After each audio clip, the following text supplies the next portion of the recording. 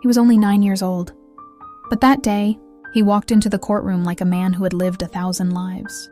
His name was Eli Thompson, a quiet, soft-spoken boy from the south side of Chicago. People in his neighborhood knew him as that little kid who always carried a notebook. But no one knew that inside that notebook were pages filled with laws, court notes, and his mother's tears. Eli's mother, Maria, was a single mom. She worked 2 jobs, one at a diner during the day and one as a cleaner at night. She never complained, never rested, and never stopped believing that life would one day get better. But fate had other plans. One evening, while she was cleaning an office building, a misunderstanding changed everything. The police arrived after someone accused her of theft. She tried to explain, but no one listened. Her accent, her skin, and her silence spoke louder than her truth. They arrested her in front of everyone, and Eli watched everything from the doorway. He was too small to understand the law, but old enough to feel the pain of injustice.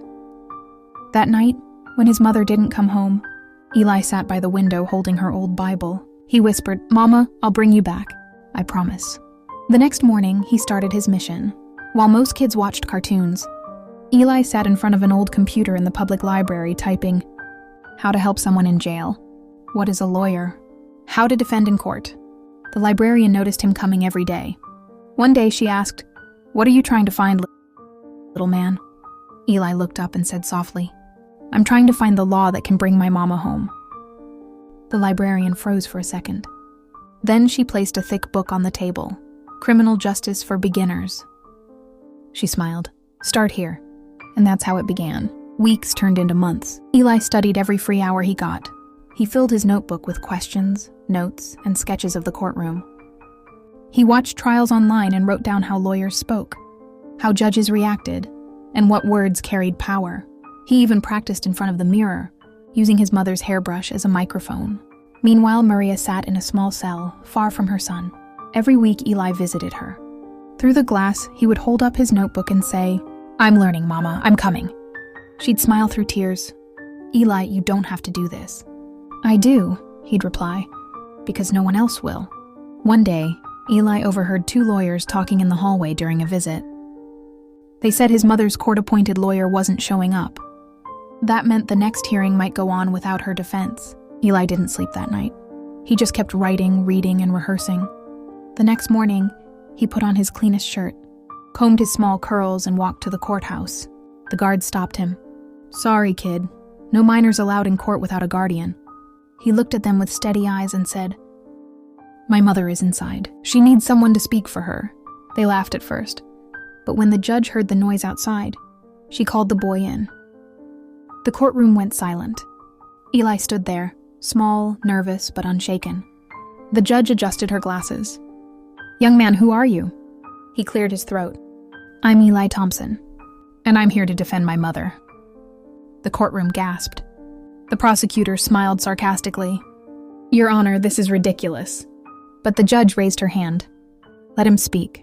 Just for a minute. Eli stepped forward, clutching his notebook like a shield. His voice trembled at first, but then grew stronger. "My mom isn't a thief. She cleans offices every night, sometimes until her hands bleed. The thing she was accused of, that wallet, it wasn't hers. The cameras in the hallway can prove it." He pointed toward the security desk. "I checked the building plan. The cameras near Office 13 record everything, but nobody asked to see that footage." The courtroom turned quiet again. The prosecutor frowned, realizing he had missed something. The judge looked surprised. "How do you know about the cameras, young man?" Eli replied softly, "Because I go there every night when she works. I wait for her near the elevator." The judge ordered the police to pull the footage immediately. Minutes later, they played it on the screen. And there it was, clear as daylight. A man in a suit had dropped the wallet. Maria only picked it up to place it on the table. The courtroom erupted in murmurs. The prosecutor looked down in shame. The judge turned to Maria. "Mrs. Thompson, you are free to go." Tears rolled down her cheeks. She looked at Eli, standing tall beside her, notebook still in hand. As they walked out, the same guards who had stopped Eli earlier now saluted him with a smile. One of them whispered, "You did good, kid." Outside the courthouse, reporters surrounded them. Microphones and cameras pointed in every direction. One reporter asked, "Eli, how does it feel to defend your mother and win?" He smiled shyly and said, "It feels like love finally spoke louder than fear." In the weeks that followed, Eli's story spread across the nation. People called him the boy lawyer. Law schools sent him books, scholarships, and letters of encouragement. But Eli didn't care about fame. He only cared about one thing: the woman who held his hand that night and whispered, "You saved me, baby. You really did." Years passed. Eli grew up. He went to Harvard Law School, fully funded by a foundation that had seen his story. And on his graduation day, he stood on stage, holding the same old notebook from his childhood. He opened it, looked at the audience, and said, "This notebook began with my mother's tears and ends with her smile. Every page in between taught me one thing. Justice isn't about winning a case. It's about fighting for someone you love." The crowd gave him a standing ovation, and in the front row, Maria wiped her tears, smiling through pride. Years later, Eli opened his own law firm, Thompson and Hart Foundation.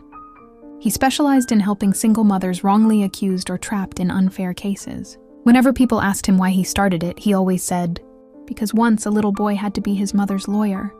And he promised himself that no mother would ever stand alone again. Morale: no matter how small you are, the truth and love you carry can move mountains. Sometimes, justice doesn't begin in a courtroom. It begins in a child's heart.